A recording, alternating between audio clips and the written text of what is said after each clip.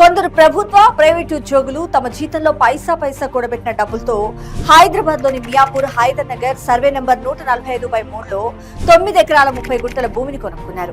2000 సంవత్సరంలో అంటే సరిగ్గా 25 ఏళ్ల కిందట డైమండ్ హిల్స్ పేరిట ఒక అసోసియేషన్ కూడా ఏర్పాటు చేసుకున్నారు.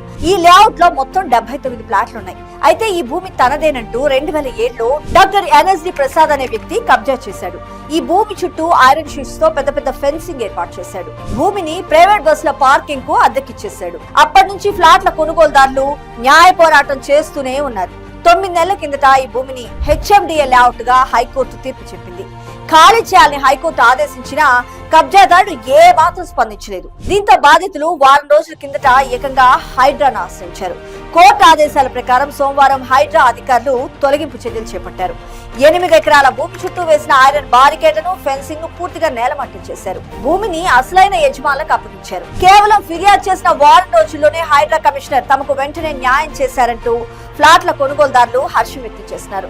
తాము పైసా కూడబెట్టుకుని కొనుక్కున్న భూమిని తిరిగి ఇప్పించినందుకు గౌరవ సీఎం శ్రీ రేవంత్ రెడ్డి గారికి ప్రత్యేకంగా కృతజ్ఞతలు తెలిపారు.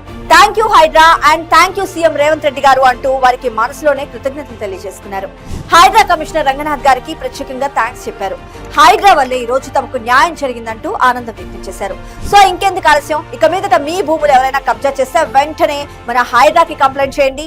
మరి హైడ్రా మీకు తోడుగా, మీకు నీడగా, మీకు ఒక భరోసాగా, మీకు వెన్నంటే ఉంటుంది. ఎవరైనా మీ భూములు కబ్జా చేసినా, మీ భూములు అన్యాక్రాంతమైనా ఇక మీట నో ఫికర్. ఎందుకంటే మనకి ఇక హైడ్రా ఉందిగా, ఇక కబ్జాలకు సంబంధించిన అన్ని కష్టాలు పూర్తిగా తొలగిపోయినట్లే. ఏమంటారు?